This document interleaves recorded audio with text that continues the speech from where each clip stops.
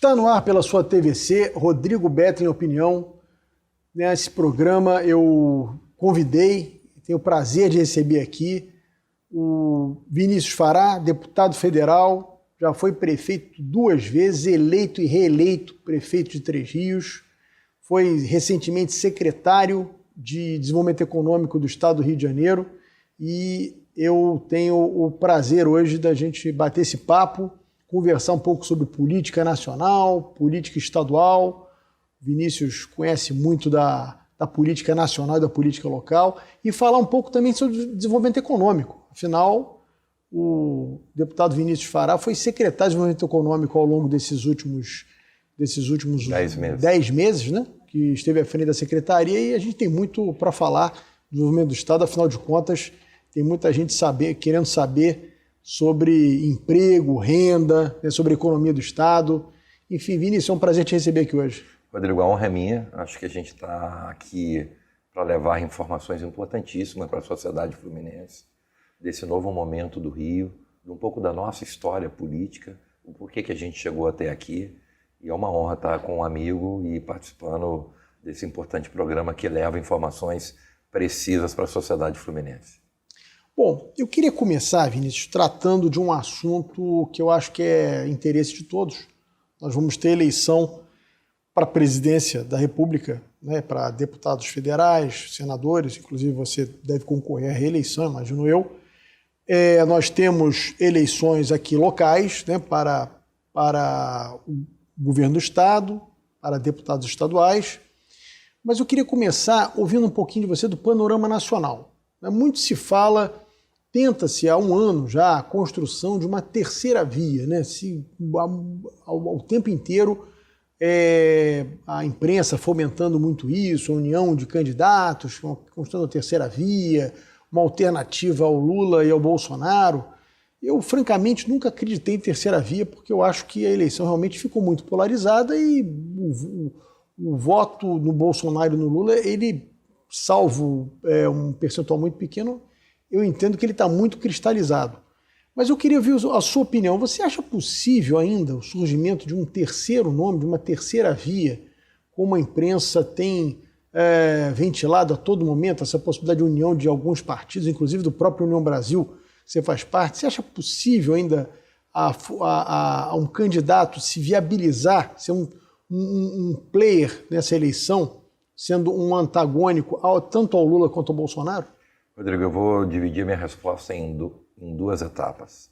Hoje, acho que nenhum cidadão que acompanha a política nacional enxerga a possibilidade de uma terceira via. Por quê? Porque a terceira via se apresenta fragmentada, dividida. Então, nunca vai ser uma terceira via se não existe a união. O que está se buscando é justamente a união desse universo que não está do lado da esquerda nem da direita. E acho eu, se de fato não é fácil, a gente tem esse histórico da política nacional, dificilmente a terceira via se consolida pela ausência de união dessas frentes, mas eu acho que se ocorrer uma união dessa terceira via, eu acho que ela se apresenta com uma perspectiva positiva, não para ganhar, né, mas acho com a possibilidade de ter êxito num primeiro turno, e aí sim é um novo jogo, uma nova eleição no segundo turno. Eu aposto numa terceira via desde o momento que ela se consolide e se una. O cenário que a gente tem hoje é uma terceira via com várias frentes. Então, para mim, não existe terceira via no momento atual. Tem se discutido muito, inclusive a União Brasil, que é o meu partido, é um dos partidos que tem puxado esse discurso, esse tema da união de partidos de centro e alguns outros partidos na possibilidade de se consolidar uma candidatura única para, de fato, representar a terceira via. Hoje, a eleição nacional está polarizada entre direita e esquerda, e o cenário é quem vai ter mais voto para ir para o segundo turno, salvo a possibilidade de união dessas frentes, e aí sim, pode ser que um vá para o segundo turno, e aí, você sabe muito bem com a tua experiência, existem 2 eleições, primeiro turno é uma, segundo turno é completamente diferente. Então, assim, eu acho que ainda apesar da proximidade do pleito eleitoral, mas com a possibilidade de movimentação que está se tendo, de união, eu acho que ainda é cedo para a gente dizer que a eleição está definida entre direita e esquerda. Essa é a minha opinião, dentro da minha ótica, da minha experiência de vida pública. Hoje não existe terceira via, porque ela está fragmentada. Se de fato ela se unir e escolher e buscar um nome que seja consenso e que una todas essas frentes, eu acho que pode ser um fato novo, e fato novo na eleição a gente tem que respeitar. Sim. Mas você acha, Vinícius, que é possível um candidato desconhecido? O Brasil é um país continental, né? Então um governador no Rio Grande do Sul, por exemplo, que era um dos nomes cotados para essa terceira via, muito pouca gente conhece ele no Nordeste, no Norte, até no Sudeste, né? Quer dizer, é um nome pouco conhecido, né, fora do estado em que ele governou. Uma senadora, como é o caso da Simone Tebet, que é outro nome muito falado também nessa propensa união da terceira via desses partidos, também é um nome, assim, saindo um pouco ali do Centro-Oeste, muito desconhecido do resto do Brasil. O Centro-Oeste é uma parcela muito pequena do eleitorado brasileiro. Você acha possível um nome? O nome mais conhecido que tinha era o Sérgio Moro, que me parece foi descartado. Candidato a deputado federal em São Paulo. Foi descartado qualquer possibilidade dele disputar qualquer campanha majoritária, seja a eleição para presidente, seja a eleição para o Senado ou até para governador. Então, dentre esses nomes que se apresentam, me parece que são nomes muito desconhecidos da grande massa da população brasileira. Você acha possível um nome desse se viabilizar, quer dizer, se tornar conhecido no meio de uma campanha eleitoral, uma campanha curta de 45 dias? Você acha viável esse nome conseguir se fazer conhecido e depois de fazer conhecido, quer dizer, criar um certo, digamos assim, uma certa simpatia junto a uma parcela da população e conseguir, enfim, disputar um segundo turno, quer dizer, tirar um dos dois candidatos favoritos do páreo? Rodrigo, acho que nós já tivemos, inclusive, no próprio estado do Rio, experiências que confirmam que quando a sociedade escolhe e aposta, independente do fator conhecimento, o cenário se consolida. O Rio viveu a última eleição essa experiência. A gente tinha um candidato a governo altamente testado e aprovado e conhecido, e um fato novo de uma pessoa que ninguém conhecia, que levou a eleição com uma certa folga. Eu aposto muito nesse sentimento da sociedade. A sociedade ela tem momentos que ela se define muito em cima da hora, independente do grau de conhecimento que ela tenha sobre aquele candidato. E num cenário que você tem dois candidatos que representam extrema-direita e extrema-esquerda, altamente conhecidos. Quando um político é conhecido, ele tem aceitação e rejeição, né? Então, um fato novo independe do pouco tempo. Eu acho que, pelo contrário, acho que a gente tem experiência, volto a dizer, que confirmam essa tese de que o fator desconhecimento pessoal e empatia com a sociedade chega num determinado momento do pleito eleitoral que ele passa despercebido, e a gente já viveu essa experiência. Então eu volto a dizer, hoje a eleição está definida entre candidato de direita e candidato de esquerda. O cenário mostra isso, todas as pesquisas confirmam isso.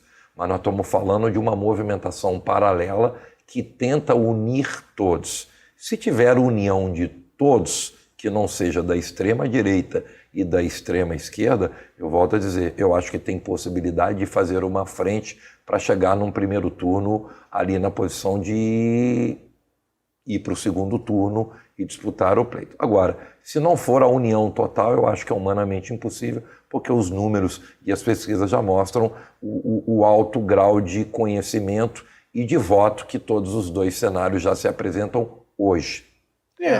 O difícil... Agora, eu penso muito assim, eu acho que eu tiro a última eleição, Rodrigo, você acompanhou ela. Mas foi um ponto fora da curva a última eleição, né? Foi um ponto fora da curva, mas a sociedade brasileira ela é muito sensível a esses momentos, né, gente? Você acompanhou, nós tínhamos uma eleição com um candidato que era o Eduardo Paes, altamente testado e aprovado na gestão da prefeitura, um político conhecidíssimo em todo o estado do Rio de Janeiro, pulling de 10 em todas as pesquisas um certo tempo antes, e por um candidato que ganhou. Você pode dizer, não, mas ele ganhou porque ele tinha pré-requisitos. Mas sim, eu não quero entrar nesse mérito, mas até aquele momento a figura, né, do ex-governador totalmente desconhecido. E a sociedade apostou num fato novo. Então, eu não posso garantir que que não venha a ter um novo fato novo na eleição. O cenário é difícil, é complicado, a gente tem um centro dividido, a gente tem partidos que apostam nas suas candidaturas próprias e não pensam em se juntar a esse bloco da terceira via. Por isso que eu estou dizendo, se não existir uma união total deste universo de terceira via, eu acho que a eleição está definida entre direita e esquerda. Se unir todo esse universo paralelo em torno de um único nome, eu acho que tem possibilidade de brigar. O difícil é você convencer, né? Porque a política, você é político, eu já disputei várias eleições, enfim, não disputo mais, mas todo político é munido de um grau de vaidade, né? Normal. Você esse é o disputa problema. eleição, o difícil é você convencer o outro que você é mais viável do que o outro, que cada um tem a sua pesquisa e cada um interpreta a sua pesquisa do jeito que acha melhor, né? Exatamente. Então, apareceu uma pesquisa, o outro aparece com outra. Aí ele não acredita na que ele está mal, acredita na que ele está bem. Por isso que eu disse, se de fato ter uma união total é um cenário. Mas então eu tenho que discutir possibilidades.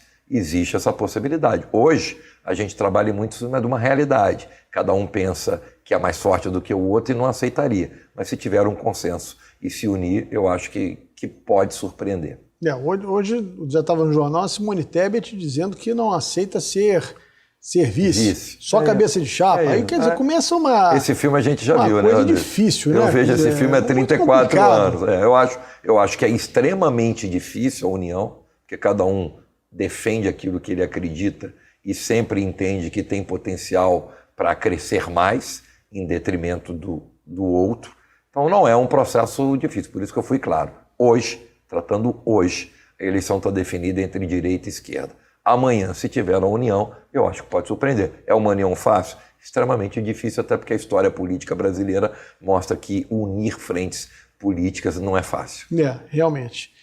Bom, vamos caminhar um pouquinho para o plano estadual. Nós temos uma eleição no estado que também, digamos assim, uma eleição ainda, eu entendo ainda como o quadro não está tão nítido quanto o quadro nacional, em que pese a esse movimento da terceira via a nível nacional.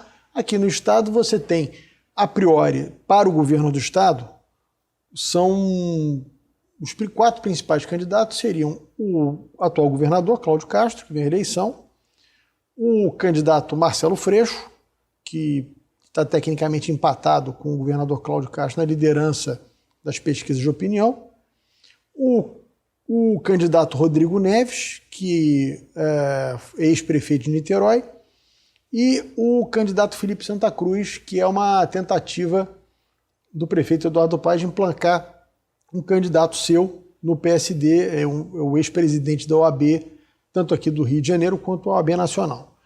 Em geral, são nomes pouco conhecidos, né? O próprio governador ainda é pouco conhecido de boa parte da população fluminense e carioca.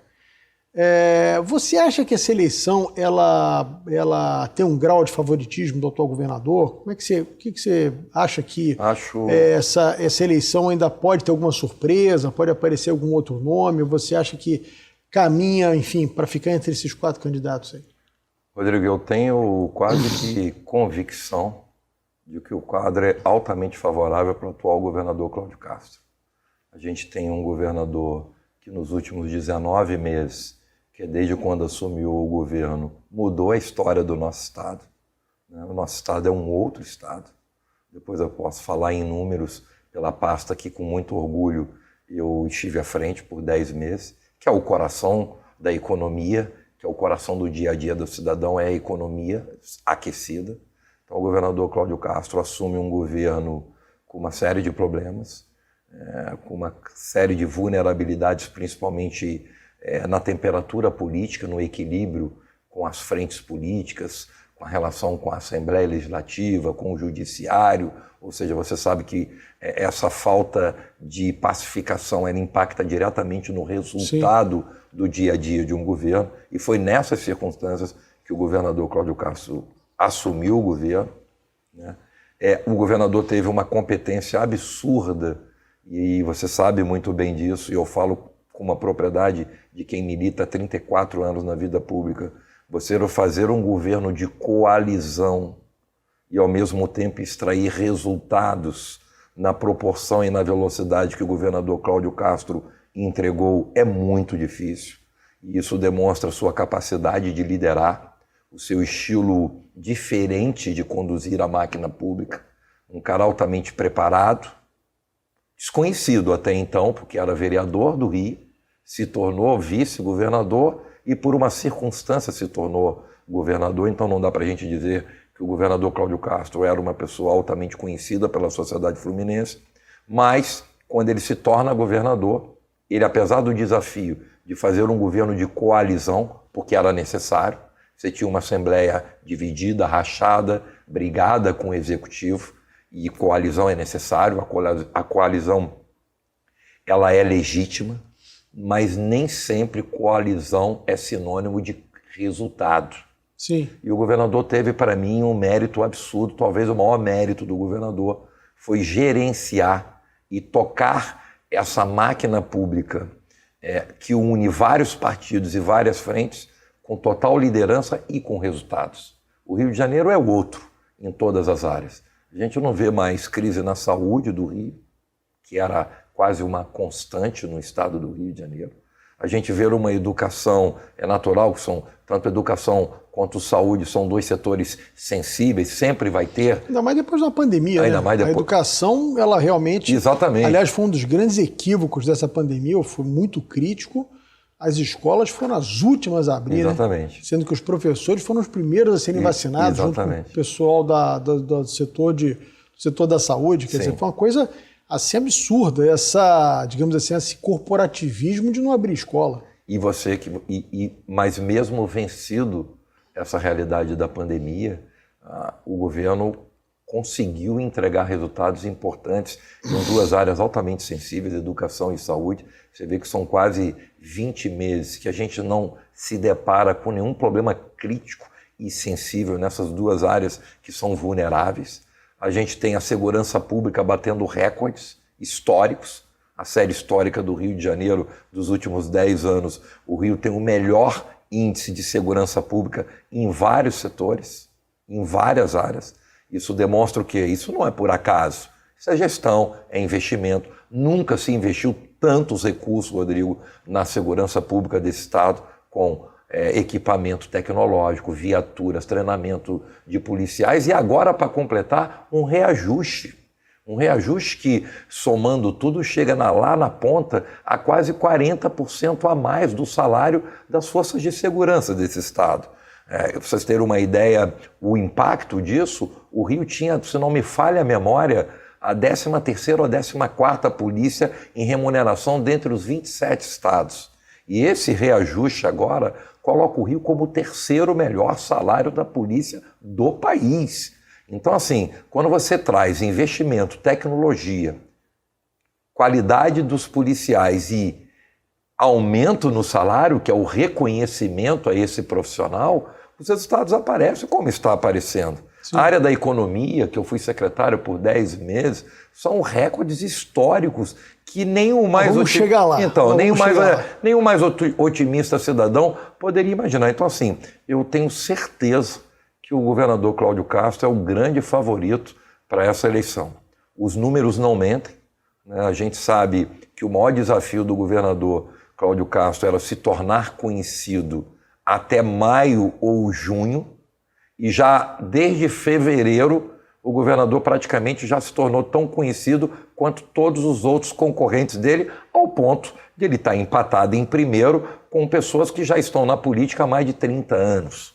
Então, assim, isso demonstra que o resultado é tão sólido que se antecipou em 3 meses uma perspectiva de se tornar altamente conhecido lá para maio ou junho. Desde fevereiro, o governador consegue estar já ali no empate técnico com um concorrente que já está na vida pública há anos e que representa um segmento forte, que é o segmento da esquerda. Mas por quê? Por acaso não. Resultado, números, ações, entregas, a concessão da SEDAI são 17 bilhões. Eu fui prefeito 8 anos. Eu brinco com os prefeitos que eu queria ter sido prefeito agora. Porque nunca se teve tanto dinheiro. A gente tem cidades do interior, Rodrigo. Hoje falta projeto, né? Exatamente. Hoje a gente tem cidades do interior de 50 a 40 mil habitantes, que o Pacto RJ, que é o recurso oriundo da concessão da SEDAI, beira mais de 200 milhões de investimentos numa cidade do interior. Eu fui prefeito de uma cidade de Três Rios que tem 120 mil habitantes. Quando eu consegui um convênio de 10 milhões, 8 milhões, é como se eu tivesse ganhado na Mega Sena sozinho. Hoje eu vejo cidades que têm 1/3 do tamanho da minha fazendo um convênio de 200 milhões de reais. Isso sem considerar também o valor da outorga de quem tinha o serviço de água e passou para a iniciativa privada. Ou seja, os municípios estão ganhando do recurso do governo, do Pacto RJ e da outorga do serviço. Então, assim, é muito dinheiro. Isso tem impactado. As cidades viraram um cenário positivo de transformação, de investimentos. E eu volto a dizer, isso não é por acaso, isso é por um governador que pegou o Estado numa situação completamente adversa e 19 meses depois apresenta para a sociedade fluminense um governo equilibrado, com as suas contas em dias, com superávit na fazenda, com zero, Rodrigo, zero, irmão, de restos a pagar de 2020 e 2021. O Rio de Janeiro... Isso é muito difícil. O Rio de Janeiro tinha o maior passivo de restos a pagar do país. Hoje, 19 meses depois, o passivo de 2020 e 2021 é zero. E por quê? Porque pagou, colocou em dia. Você sabe qual é o prazo de pagamento hoje que o Estado paga os seus fornecedores? De 7 a 12 dias. Você sabe qual era a média de prazo de pagamento? 6 meses, Rodrigo. E quando a gente fala que um órgão público paga o seu fornecedor com 6 meses... Isso acaba embutindo no preço, né? Porque senão o cara não consegue prestar aí você tem dois cenários.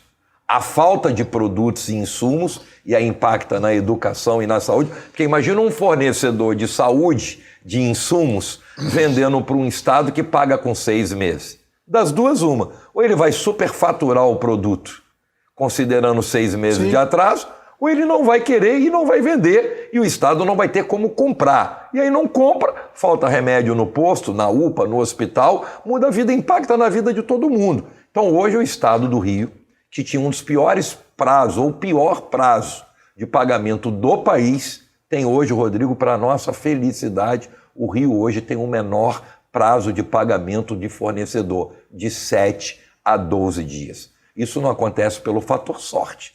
Isso é trabalho, isso é competência, isso é gestão, e eu acho que a sociedade fluminense está reconhecendo isso, por isso que apesar do governador Cláudio Castro não ser uma figura pública conhecida pelo pouco tempo dele, ele já está praticamente na frente, algumas pesquisas dão ele até 2, 3 dias à frente do seu concorrente, é fruto do resultado, todo mundo no interior. E sem considerar, e aqui Rodrigo falando politicamente, que o governador tem o apoio de mais de 84 prefeitos.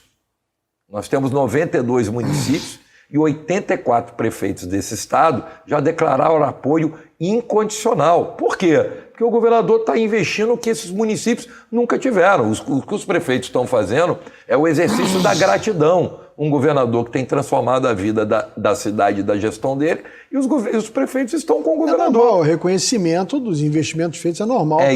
E além disso, Rodrigo, se não me falha a memória, 16 partidos na coligação. Então você tem investimentos acontecendo em todos os 4 cantos do estado, a economia bombando, os outros setores batendo recordes. Você tem 84, 85 prefeitos dos 92, você tem 16 partidos nesse projeto, você tem tempo de televisão, mais de 60% do tempo de televisão. Então, assim, que ainda é um fator muito importante em qualquer campanha, que pese as redes sociais meio que igualaram o jogo, mas o tempo de televisão ainda mais esses comerciais que entram no meio da programação, ainda tem um impacto muito grande. Muito grande. Então, assim, eu acho que por todo esse cenário, né, e o governador é o grande favorito. E, na minha opinião, é legítima e isenta, não porque sou amigo, porque fui secretário, como deputado federal, como cidadão fluminense. Eu acho que a vitória do governador Cláudio Castro, novamente para um segundo mandato, é um reconhecimento de um novo perfil de se fazer política, que um cara jovem de 44 anos, que por uma questão circunstancial vira governador e entrega em 19 meses o que nem o mais otimista cidadão fluminense poderia esperar. Um estado com melhores índices de segurança na área econômica, de geração de emprego, de abertura de empresas, de investimentos. Pacto RJ, são 17 bilhões, Rodrigo, de investimentos do Pacto RJ. Isso é surreal num estado que até 2 anos atrás o funcionário não tinha data para receber o seu salário. Salário do funcionário em dia, recebendo no segundo ou no terceiro dia útil do mês subsequente. Reajuste para os funcionários.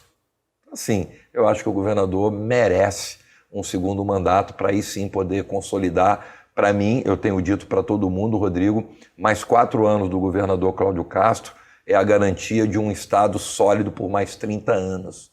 Eu defendo, tem um estudo de um cientista político em inglês, me falhou o nome dele, que ele faz uma análise histórica do resultado de uma gestão eficiente e de uma gestão ineficiente. Então, nesse estudo, um estudo de mais de 20 e tantos anos, ele define que uma boa gestão entre 4 e 5 anos consolida a transformação e desenvolvimento por 30 anos futuros. E uma má gestão no mesmo período representa um retrocesso de 40 anos em qualquer escala, município, estado ou país. Então, por tudo que o governador fez em 19 meses e com todo o cenário que promete ainda mais para mais 4 anos, a gente está falando aqui de um governo que vai consolidar a vida do cidadão fluminense para os próximos 30 anos. Bom, eu vou voltar a essa questão da gestão, porque eu acho que a gente tem muito a falar sobre desenvolvimento econômico, né, o que o Estado pode fazer para buscar outras vocações, não ficar tão dependente do petróleo. Eu acho que a gente tem que voltar um pouquinho a esse assunto, mas eu queria acabar essa parte da política contigo. Nós vamos eleger um senador também, né, a eleição a cada 4 anos para o Senado, o mandato é 8 anos, então você tem, em 2018 foram 2 senadores, agora em 2022 você renova 1/3 do Senado, ou seja, você tem um senador eleito por cada estado. Eu acho que o Senado passou, até por conta dessas discussões de nomeações para o STF, enfim, agências reguladoras, o Estado, acho que as pessoas passaram a se atentar um pouco mais da importância da eleição de um senador que realmente tenha um comprometimento com o Estado para o qual ele foi eleito. Né? Você tem a eleição do Estado, me parece, para o Senado, me parece um pouco ainda turva, né? Você tem na esquerda uma discussão entre o PT e o PSB, há uma discussão se o Molon é candidato, né? Havia um compromisso de que o candidato único seria o deputado André Siciliano, que é muito meu amigo, uma pessoa que eu acho que tem todas as qualidades e as virtudes para ser um grande senador. Você tem aí o Romário, que é candidato pelo PL, né? Você tem no seu partido, me parece, a deputada Clarissa Garotinho, que almeja também ser candidata ao Senado. Enfim, você tem uma série de nomes surgindo, né? E como a possibilidade desses partidos que estão na coligação coligarem para governador, mas cada um pode lançar de forma avulsa o seu candidato ao Senado, e parece que essa eleição para o Senado está um pouco mais embaralhada, até porque há um estudo que mostra que o último voto que o eleitor decide é o voto para o Senado, né? Aquele voto de última hora que o cara, em geral, busca o senador que ele tem mais simpatia com o candidato a presidente, a governador que ele vai eleger, enfim, é um voto meio que pega carona nas 2 outras eleições majoritárias, né? Como é que você está vendo essa eleição para o Senado? Eu acho que vai ser uma eleição disputadíssima. Eu entendo que vai prevalecer um perfil de conhecimento da realidade dos municípios. Eu acho que o eleitor, apesar de toda a sua observação correta, de ser um voto que, a princípio, é o que é tratado com menor importância nessa escala, mas eu acho que a sociedade entendeu a força e o poder que um senador tem, ainda mais numa eleição que só vai escolher um senador. E eu aposto e acredito muito que o eleitor fluminense vai se basear na capacidade de conhecimento, na capacidade que esse possível senador venha a ter de conhecimento profundo da realidade do Estado no seu todo. Capital, interior, região metropolitana, Baixada. Eu acho que a sociedade começa a entender que senador é tão importante quanto governador. Eu acho que tem um papel divisor de águas numa eleição, no resultado de um sucesso de um Estado, no crescimento, no desenvolvimento. Então, assim, eu acredito muito pelo que eu tenho rodado o Estado, eu tenho percorrido, eu tenho feito reuniões com lideranças, prefeitos, vereadores, e é nítido, Rodrigo, é nítido que hoje se tem um cuidado maior e se vai ter uma sensibilidade muito mais apurada ao escolher o senador. E pelo que eu tenho escutado, está muito claro que o eleitor vai querer alguém que conheça a realidade dele no dia a dia, que tenha experiência, que não perca tempo, que já chegue sabendo o que tem que fazer e como fazer. Eu falo isso porque o meu resultado político na minha eleição passada de deputado é muito fruto deste sentimento. O eleitor, o cidadão do Estado, mas principalmente ali da minha região, que escolheu o Vinícius, eu tive quase 73% da totalidade dos meus votos em 10, 11 municípios do meu entorno ali. E esses votos foram votos totalmente conscientes do cara que entendeu que o Vinícius, que fez uma gestão transformadora no município. Você foi muito bem avaliado, você foi reeleito prefeito. Com 84% de Três. Eu lembro que foi uma votação acima de 80%, foi uma coisa assim bárbara. Foi 84% dos votos, e a nossa gestão, Rodrigo, só para ilustrar, eu fui eleito prefeito empreendedor do Estado 3 vezes pelo Sebrae, e depois eu fui eleito nacionalmente prefeito empreendedor do Brasil, justamente pelos números e pela transformação do município. E quando vem a eleição de deputado, eu percebi isso na eleição, foi claro isso. Eu posso te afirmar que grande parte, ou 90%, de quem votou no Vinícius, principalmente daquela região que acompanhou de perto tudo o que aconteceu entre Rios, o eleitor votou porque é o seguinte, não, esse cara entende de máquina pública, esse cara passou por aqui e fez as coisas acontecer, e eu quero escolher um deputado que não seja curioso. Eu não quero apostar num cara que vai chegar lá para aprender, que ele já vai chegar sabendo as necessidades do prefeito, a necessidade da cidade, do vereador, e de fato foi isso. Sim. O meu mandato de deputado, Rodrigo, é muito engraçado. Agora nem tanto porque todos já se familiarizaram comigo, mas no meu primeiro ano, os prefeitos chegavam lá para fazer pedido de emenda das suas necessidades, cheio de cuidados, querendo me explicar. A reunião virava 2 minutos. Eu dizia para o prefeito, meu irmão, perde seu tempo não, eu já estive sentado na sua cadeira. Você sabe a agonia. Eu sei a sua agonia, eu sei o quanto que te aflige e sei como posso te ajudar. Então, acho que, levando um pouco do que eu vivi como deputado na minha eleição, que o meu eleitor entendeu que o Vinícius já chegaria lá pronto, com conhecimento, com a corrente sanguínea aquecida de quem foi prefeito 8 anos e que entende a necessidade no momento que o eleitor e que a cidade precisa, é o mesmo que o sentimento que eu vejo hoje para o Senado. O eleitor vai buscar um senador que tenha experiência pública, que tenha conhecimento do Estado como um todo, capital, Baixada, região metropolitana, interior. Então, assim, eu acho que vai muito por aí, eu tenho percebido isso. E acho que é o caminho correto. A gente, não dá para você escolher alguém que vai buscar aprender a realidade de um Estado e do cidadão. É muito mais exitoso você escolher alguém que já chega pronto, sabendo o que tem que fazer.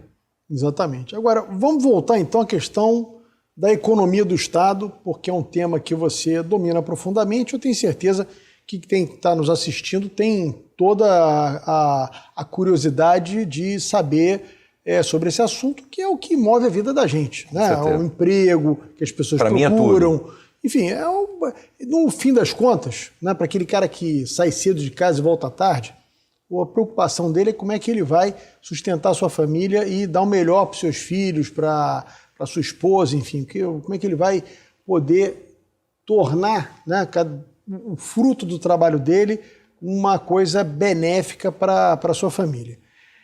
O Rio, como você bem disse, conseguiu fazer uma concessão do saneamento muito exitosa sobre a ótica, não só sobre a ótica financeira, porque entrou muito dinheiro no estado e nos municípios, mas também sobre a ótica da qualidade de vida futura dos cidadãos. Né? O Rio de Janeiro tinha na Baixada Fluminense índice de saneamento da Idade Média, né? Coisas assim... Acho que São Gonçalo era 90%. É absurdo, um troço assim sem explicação, né, no século XXI, num estado como o Rio de Janeiro. Mas era a realidade do estado do Rio. Agora, uma crítica que se faz é que esse dinheiro entrou, é muito dinheiro, como você disse, tem municípios que estão vendo um volume de recursos que até então era inimaginável esses municípios receberem, mas falta projetos. Né? Tanto nos municípios quanto no estado há uma certa crítica de que faltam projetos estruturantes, né? Quer dizer, se vai se buscando aí asfaltar um bairro que não tem pavimentação, que não tem urbanização, faz uma coisa ali, uma coisa aqui, mas assim, há uma certa crítica a essa questão dos projetos. E eu lembro, assim, eu participei de algumas administrações e eu acompanhei um pouquinho a sua administração em Três Rios, e eu lembro que uma das razões justamente do seu êxito foi o planejamento. Sim. Né? Sem projeto não se chega a lugar nenhum. Você acha essa crítica justa? Você acha que o Estado e os municípios deveriam já ter preparado projetos, quer dizer, pensando nesse recurso que entraria? Eu acho que ao longo do tempo a sociedade tem entendido que o prefeito bom não é o prefeito que é simpático ou que está na rua e que ele consegue tocar. O prefeito bom é aquele que é bom gestor. Para ser bom gestor, tem que ter uma equipe qualificada, tem que ter uma equipe técnica, tem que saber fazer projetos, tem que fazer acontecer. Se a gente for analisar com a ótica do tempo que o governador Cláudio Castro assumiu e nas circunstâncias, ele não tinha tempo de avisar aos prefeitos para que ele pensava em fazer uma concessão que poderia ou não acontecer. Então essa responsabilidade ela é muito mais dos prefeitos, porque quem pede tem que estar com o produto pronto para pedir. Eu não peço qualquer coisa. E você lembrou muito bem. Muito do que eu consegui levar para Três Rios é que quando eu chegava pedindo, eu já estava com um projeto executivo pronto. E isso me deu rapidez e celeridade. Não adianta eu pedir, o governador virava para mim, tá bom, eu vou te atender. Aí eu não tinha projeto, levava 2, 3 anos para colocar um projeto de pé. Então isso é um papel muito mais do município do que do Estado. Mas o governador teve uma sacada cirúrgica, pelo pouco tempo que tinha entre a data da concessão da SEDAI e o final do seu mandato. Estamos falando de menos de 2 anos. Como é que você transforma 17 bi em obra pronta, em ação concreta? Primeiro a coerência do governador, que disse esse dinheiro é para investimentos nos municípios. Ponto. Esse recurso poderia ser para cobrir o déficit da defasagem salarial da polícia, do funcionário público. O governador, apesar de poder, o governador não fez. Todos os 17 bi é para investimento. Até porque é um dinheiro transitório, né? Exato. Quando você aumenta salário ou aumenta custeio da máquina, é algo perene, algo permanente. Exatamente. Ou seja, aquele dinheiro acaba e a despesa continua. Sim, mas a gente sabe que tem muitos gestores que não fazem essa conta e acabam afundando qualquer estado ou município ou país. Então o governador teve essa responsabilidade de olhar com essa eficiência e consciência. Segundo, e para mim talvez a maior ação dele no que diz resultado final. Como tinha-se pouco tempo, o governador acatou um estudo da Firjan, A Firjan, ao longo de 3 ou 4 anos, mapeou todos os municípios e entendeu todas as vulnerabilidades e gargalos e necessidades de ações e de investimentos em todas as áreas para os 92 municípios.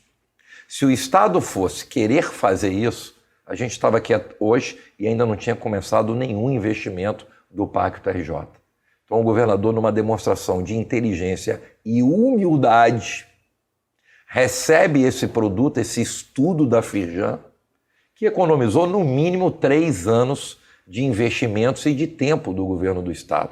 Então hoje, muito do que se está acontecendo de investimentos no município é de um projeto de estudo que a Firjan, ao longo dos anos, elaborou. E a Firjan, a gente sabe, tem quadros altamente capacitados, técnicos. Esse é o papel da Firjan. Então, acho que, para mim, às vezes passa meio despercebido isso, porque primeiro a gente fala de 17 bi de investimento, nunca teve isso, mas, para mim, o fator preponderante do êxito desses investimentos é que o governador não perdeu tempo e foi lá na fonte da Firjan, que ao longo de vários anos para trás já tinha feito um estudo técnico dessas vulnerabilidades e, óbvio, o governador está ouvindo os prefeitos. Assim, acho que isso é fundamental, que demonstra o perfil do governador Cláudio Castro e a forma democrática. A gente sabe que, às vezes, o prefeito quer um celular e o Estado ou a União diz, não, mas eu tenho um copo. Então, cara, mas eu queria um celular. Não, mas tem copo. Você quer copo? Então tá bom. É melhor copo, é o que tem, eu vou. O Pacto RJ, o governo não indica nada. O governo, através ou do levantamento da Firjan e do que o município apresenta, o governador investe, o governo investe naquilo que é necessidade. Ninguém mais do que um prefeito da sua cidade para saber. Então, assim, isso para mim tem sido cirúrgico. Eu já vi situações em que o governo já chega com um produto pronto, mesmo você não precisando. É aquela história o seguinte, você tem uma calça e precisa de uma camisa, mas o cara te dá uma outra calça. Você não vai negar, mas você queria uma camisa. Sim. O governo chega agora entregando aquilo que a prefeitura precisa. Por isso, e aí você está certo, prefeituras que elaboraram projetos, que os projetos já estavam prontos, está saindo na frente. Claro, evidente. É isso. Agora, nós estamos vivendo um momento muito favorável, né? Nós estamos com uma combinação de o Rio está num regime de recuperação fiscal, o que possibilita o Rio não ter que pagar juros à União, Sim. o que dá uma folga no orçamento, mas numa hora nós vamos ter que pagar. Sim. Isso. Nós fizemos uma concessão da SEDAI que aportou muitos recursos no caixa do Estado e o barril do petróleo está lá em cima, né? Então você tem uma receita de royalties absurda. Esse ano, pelos dados que eu pude apurar, é possível que o Estado do Rio tenha uma receita, digamos assim, não esperada, uma receita extraordinária, além do que era previsto arrecadar, superávit, em torno de 6 a 8 bilhões a mais de royalties de petróleo. Acho que já foi no ano passado, no total, eu não sei o percentual, se não me falha a memória, de petróleo foi algo em torno de quase 4, mas já no ano passado o Rio teve um superávit de 6 bi. Eu acho que esse ano é capaz de ser mais. Pergunto a você que foi um prefeito extremamente exitoso, um cara que foi muito focado na boa gestão e o eleitor reconheceu isso, até que você foi reeleito com um caminhão de voto, quase unanimidade, 84% é quase que unanimidade, né? Mas um pouquinho, sim. Enfim, só os teus adversários, a família deles que não votaram em você, 84%. Então, assim, você não acha que deveria, conjugado com esse plano de investimentos, uma parte desse recurso, quer dizer, o Estado hoje também tem um teto de gasto, ou seja, tem esse excedente de arrecadação, você também não pode sair gastando, quer dizer, tem algumas restrições. Deveria fazer um plano para começar, que o Estado tem essa dívida com a União, mas também tem passivo com o setor privado, tem restos a pagar de outras administrações, sim, tem precatórios que têm que ser pagos. Não seria o caso também de parte desses recursos extraordinários serem utilizados para sanear o Estado dessas dívidas, para que nos próximos anos as futuras administrações tivessem menos dívidas para pagar? Mas está sendo feito isso, Rodrigo. Quando você pega um Estado que tinha o maior passivo de restos a pagar de 2020 e de 2021. 2019 também tinha uma parcela grande. E em 19 meses você zera isso, o Estado está colocando em dia as suas obrigações. O Estado está cuidando do servidor, porque quando o Estado dá uma correção salarial, o Estado também, apesar das dificuldades, está enxergando que essas crises econômicas que ao longo dos anos o Estado foi enfrentando impactou diretamente no dia a dia do servidor. E servidor bem remunerado, servidor reconhecido é sinônimo de mais entrega, de melhor entrega no dia a dia do cidadão em qualquer setor. Então o Estado está cumprindo o seu papel. Eu volto a te dizer, o governador tem tido, porque isso tem que ser destacado. Eu falo de investimentos como nunca esse Estado já teve, tirando até os 17 bi da SEDAI, porque muitas ações são feitas fruto do caixa da fonte 00 do superávit. Tudo bem que o acordo da recuperação fiscal permite você não pagar alguns tributos por um certo período, não pagar as parcelas à União, lógico, isso ninguém tira essa realidade. Mas o governador também foi fundamental, principalmente a parceria dele com o governo federal. Você acompanhou por 2 ou 3 vezes, ao longo dos últimos 12 meses, o Ministério da Economia em algum momento entendeu que o Rio sairia fora, né, dessa questão. E o governador Cláudio Castro usou da sua força, usou da sua capacidade e junto ao governo federal, você acompanhou, tivemos embates que chegou na temperatura máxima. Então o governador cumpriu o seu papel direitinho, defender o grande guardião do Estado, né? O grande guardião da economia, da saúde, da educação. E o Estado vem fazendo investimentos e saneando, né, problemas e déficits econômicos históricos que ao longo dos anos foram se acumulando. Então, assim, para que eu não fique aqui detalhando, eu acho que tudo fica muito claro quando você consegue pagar e zerar restos a pagar e consegue ter recurso para investir cada vez mais, isso é uma demonstração de uma boa gestão, uma gestão séria, eficiente, porque de tudo isso, Rodrigo, o que a gente não pode esquecer é que tem algo muito forte, que é o novo carimbo que a gente está vivendo aqui no Estado, que é fundamental para tudo, que é o da segurança jurídica. Quando você faz uma concessão da SEDAI, que você tem um ágio de mais de 100% no valor, quando você tem em 3 meses esse produto vai para a rua, você tem o dia do leilão, com um ágio de mais de 100%, você entende bem disso pela tua experiência da área pública, sem nenhum questionamento dos órgãos de segurança, de órgãos de fiscalização, MP, Tribunal de Contas, não houve nenhum questionamento do processo, ou seja, para um Estado que foi tão combalido com essas questões, você ter um processo pelo montante, pelo valor, e você não ver nenhum desses órgãos fiscalizadores fazer nenhum questionamento, e o mais importante, não teve nenhum questionamento de quem perdeu, porque é do game. Quando você perde um processo licitatório, seja ele de tomada de preço, de pregão, quem perde sempre reclama. Sim. Está errado, isso aqui está errado, não podia ter feito. Não teve nenhum questionamento, que demonstra a lisura que foi feito. E lisura na vida pública é sinônimo de impacto positivo na segurança jurídica. E assim, fazendo um parênteses aqui, eu sempre destaco, eu não poderia desse momento também, o papel da Casa Civil na pessoa do Nicola Miccioni, que foi quem tocou com a sua equipe todo esse processo. A gente sabe que esse é um processo que há mais de 25 anos tenta ficar de pé da concessão da SEDAI.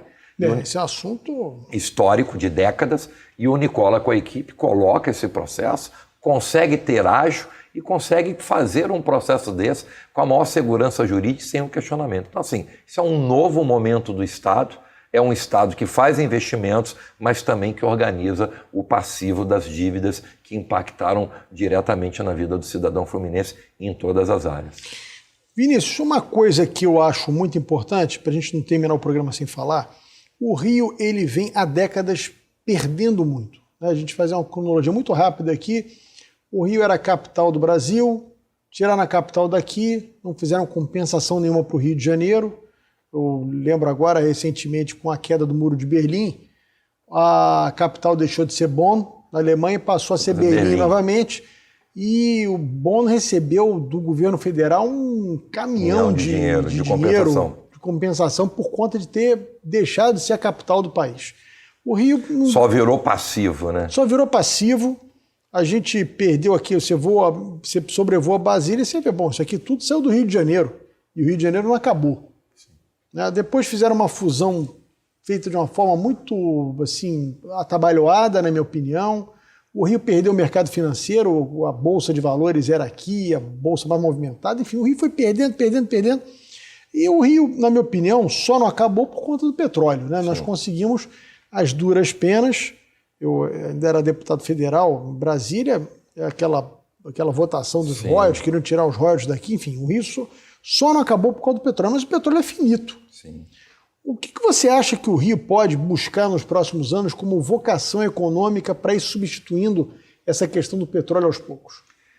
Primeiro, Rodrigo, o que o Estado tem feito, diversificando as suas apostas, gerando investimentos e créditos para todos os setores da cadeia produtiva, fomentando toda a economia do interior, e aí eu estou falando isso com uma propriedade total de quem durante 10 meses colaborou para esse processo. E os números não mentem, né? A gente tem a questão dos fertilizantes, que é uma grande aposta do mundo e que a legislação modulada pelo governo numa parceria com a Alerj prioriza investimentos, estudos mercadológicos, estudos técnicos dessa área, questão tecnológica. Acho que o Rio está entendendo nessa atual gestão que o petróleo é finito e que a gente tem outras fontes de energia e outras fontes de receita que devem ser tratadas com a mesma prioridade. Então isso tem acontecido e assim o que eu posso te dizer na prática é primeiro o que foi feito e o resultado do que foi feito. O Rio de Janeiro em janeiro agora bateu o recorde de 208 anos de abertura de empresas. Foram abertas 73.020 empresas no estado nos últimos 12 meses. Notícia. Isso, Rodrigo, é o recorde em 208 anos do estado. Mesmo dentro de uma pandemia, o estado do Rio foi o terceiro estado na geração de emprego, ficando atrás apenas de São Paulo e de Minas. O estado do Rio foi o primeiro estado a recuperar 100% dos empregos perdidos durante a pandemia, ou seja, o Rio foi o primeiro estado a recuperar o que foi perdido durante a pandemia.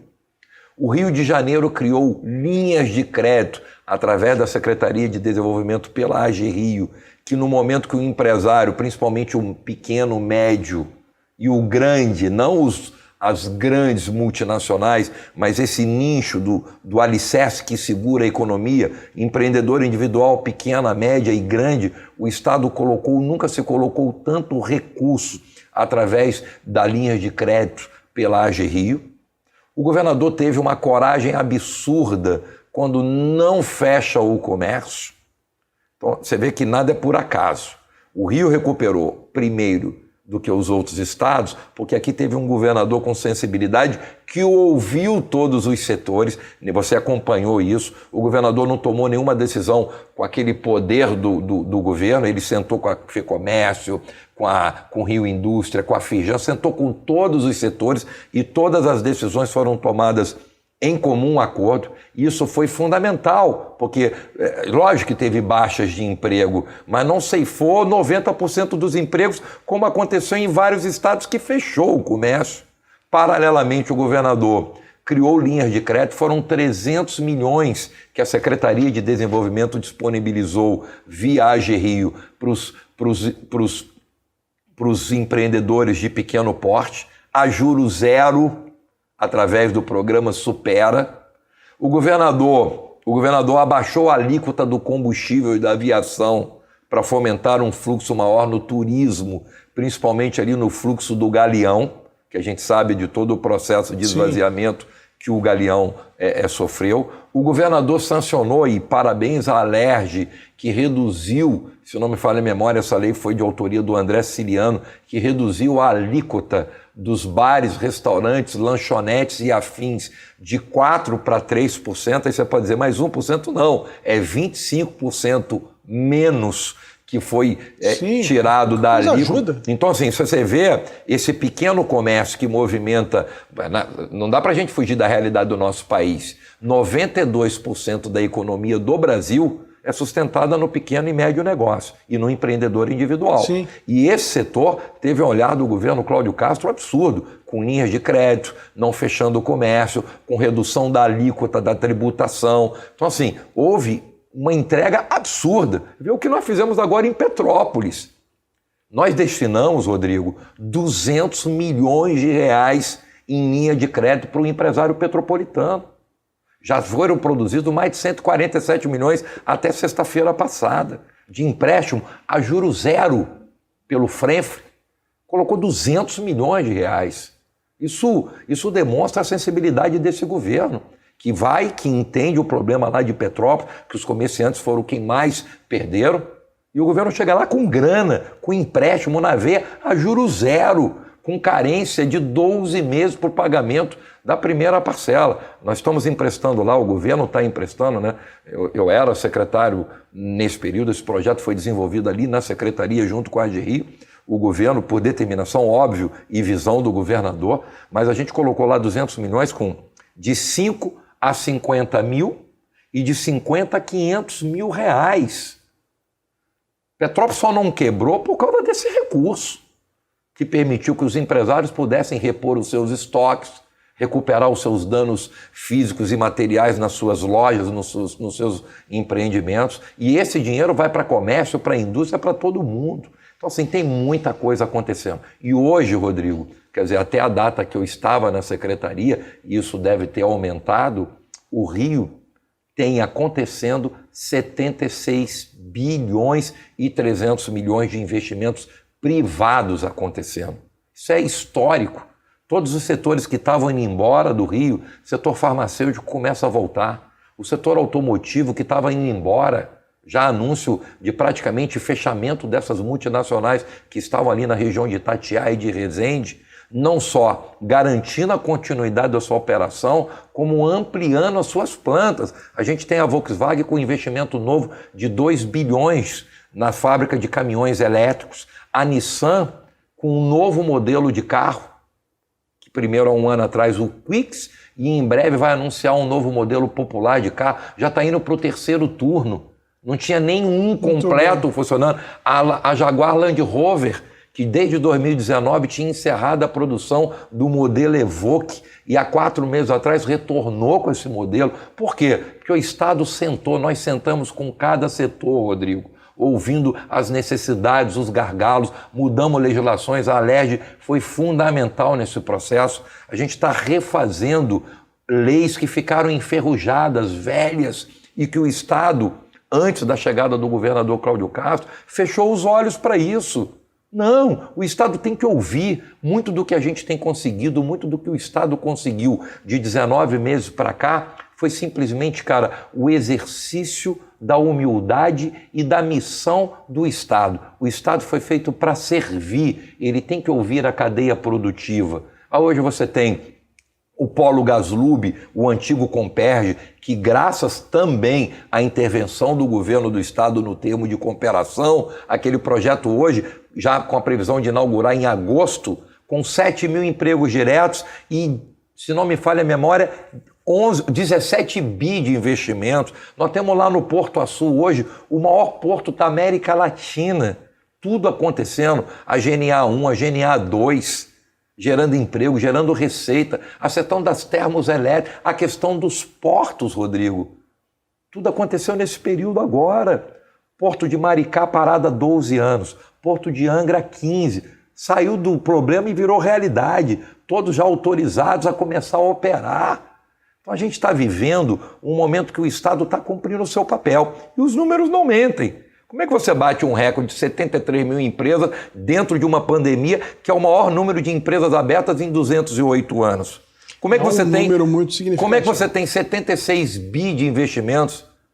E sabe qual foi o último investimento? Lá na cidade de Barra Mansa, a ArcelorMittal, com investimento de 1,3 bilhões de reais numa nova planta em Barra Mansa. Já tem uma e vai ampliar. modulamos a lei do setor metal mecânico, que vai impactar diretamente nessas 4 gigantes, CSN, Arcelor, Ternium e Gerdau, que há anos ela vinha, já estava até na justiça essa questão, estava no Tribunal de Justiça essa reivindicação do setor que estava perdendo competitividade. Aconteceu agora, 2, 3 meses atrás, porque o Estado sentou, tecnicamente, enxergou, modulou a lei.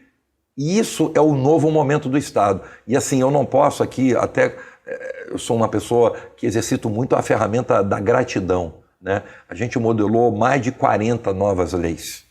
A gente recuperou uma série de setores, setor ceramista, setor do trigo, setores que o Rio foi polo por 6, 5 décadas seguidas e hoje tem 3, 4 empresas do setor, porque o Rio ficou atrasado, o Rio foi engolido pelos outros estados. E o maior desafio que o estado está tendo agora, e eu pude dar essa parcela de contribuição e continuo agora com um excelente secretário que me sucedeu, né? Eu acho que o Estado tem tido, o governador teve essa visão de entender que as mudanças eram inevitáveis por causa do processo político, mas que não dava para você fazer retrocesso. Então, o Cássio, que é o novo secretário de Desenvolvimento, um cara altamente capacitado, técnico, com uma gestão histórica à frente do PROCON, um órgão que sempre foi emblemático. Então, hoje o Cássio acumula o PROCON e a Secretaria, mantém os projetos. A gente levou os fóruns de desenvolvimento para... A gente está indo em todos os municípios, o Estado foi a todos os municípios com eventos que extraem as necessidades dos municípios, os gargalos. Começamos o projeto que a gente lançou, Rodrigo, só para terminar, né? O Estado vai colocar de pé 14 agências de desenvolvimento econômico. No meu período já entregamos 3 ou 4, faltam 10. E o que é uma agência de desenvolvimento? Que é o programa Resolve RJ. O empresário fluminense, seja o seu Antônio, numa carrocinha de cachorro-quente que ele quer colocar de pé a uma multinacional, ele vai a um único local. Isso é muito importante. Que foi o que a gente fez em Três Rios. Você sabe por que Três Rios teve 2.472 empresas instaladas em 7 anos? Porque em Três Rios se abriu uma empresa com todas as licenças em 72 horas. A gente eliminou a burocracia, o maior entrave do desenvolvimento econômico. E a gente trouxe esse formato para o Estado, o governador nos encomendou, olha, eu quero esse Estado ágil e moderno. Eu quero quebrar os muros. E a gente formatou o projeto da agência Resolve RJ, já inauguramos 4 e vão ser mais 10 em todo o estado do Rio. O empresário agora vai num único lugar, num rito processual, vai conseguir o que precisa do INEA, da Fazenda, do Corpo de Bombeiro, de todos os setores ali, num único local. E antes, o cara de Campos que tinha que resolver um problema na Fazenda, ele tinha que sair de lá e vir para o Rio de Janeiro. Aí um mês depois ele tinha que voltar para ir na questão ambiental. Aí um mês depois ele precisava de uma linha de crédito, ele tinha que vir na AG Rio. Tudo isso vai estar dentro de um único local, que são as agências de desenvolvimento econômico, um mega produto. Então assim, vai ter a agência Truck, um caminhão que vai percorrer as menores cidades com essa agência, podendo ficar naquelas cidades menores para o cara abrir a sua empresa, para o cara poder tirar dúvidas, para o cara poder captar empréstimos através da AGI. Ou seja, é um novo momento. Eu tenho muito orgulho de ter participado desse governo. Fiquei 10 meses, saí por força eleitoral. Sou muito grato ao governador Cláudio Castro, que me permitiu levar um pouco da experiência de Três Rios, porque Três Rios é um case que virou referência nacional. E quando o governador me convidou, o governador assim, foi 2 minutos a conversa. Vinícius, a tua missão é modular o que você fez em Três Rios para virar política pública de Estado. Ele me deu total condições de fazer e o resultado apareceu em 10 meses.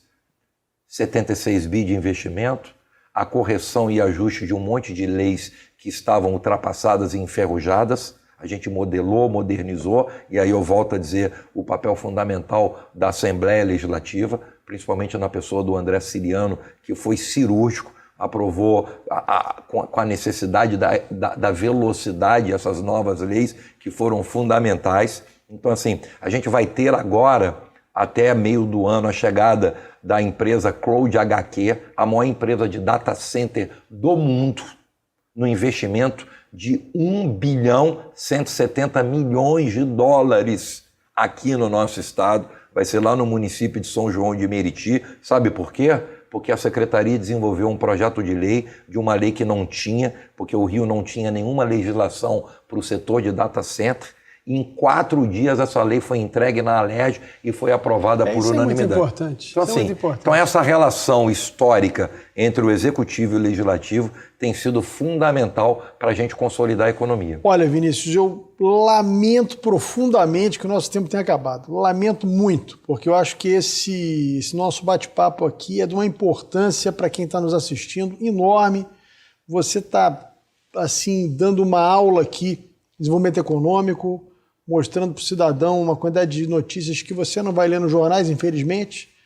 E é muito importante, a gente sai daqui com um ânimo revigorado, quer dizer, a coisa realmente está acontecendo, coisas tão boas estão vindo para o Rio, e isso, sem dúvida nenhuma, é muito importante que a população saiba dessas boas notícias, né? Isso renova o ânimo de todo mundo. Então, eu queria muito te agradecer a tua participação aqui. Eu acho que você, com tantas boas notícias, vai ter que voltar aqui para dar uma injeção de ânimo e otimismo na gente. Muito obrigado pela sua participação aqui no nosso programa. Obrigado, Rodrigo. É uma honra estar aqui, principalmente podendo, com muita verdade e transparência, passar para a sociedade fluminense que existe um novo estado do Rio de Janeiro e que a gente tem que ter orgulho desse estado, porque esse estado hoje aposta na desburocratização, na permissão de investimentos privados que geram emprego. É um governo que entendeu que a economia aquecida muda um estado por completo. E o mais importante, Rodrigo, é um governo que entendeu que tudo acontece nos municípios. Então esse estado nunca seria forte economicamente só apostando nos investimentos e nas oportunidades na capital, na Baixada ou na região metropolitana. Para ter um estado forte, o interior tem que ser forte. É o que a gente está levando com essas políticas públicas de desburocratização, linhas de crédito, capacitação. O Estado está capacitando mão de obra para as prefeituras. Isso nunca teve. E eu não podia esquecer, me desculpe, o governador liberou agora, Rodrigo, 200 milhões de reais para a construção de condomínios industriais nos municípios. Nunca teve isso. Ou o município tinha que tirar da sua fonte já tão pequena e tão pouca para fazer condomínio industrial, o governador, através da nossa secretaria, colocou 200 milhões de reais para colocar de pé, num primeiro momento, 32 condomínios industriais em cidades estrategicamente potenciais para o desenvolvimento. E, paralelo a isso, o governo liberou, Rodrigo, 240 milhões de reais pelo Frenfre, para criar linhas de crédito com juro de 2,0 ao ano. Então, é um momento histórico que a gente tem que comemorar e é uma honra estar aqui e eu espero... E vamos embora, vamos continuar com as boas notícias. Eu queria te agradecer, deputado Vinícius Fará. Obrigado. E queria agradecer muito a você que nos assistiu até agora conosco e na próxima semana tem mais.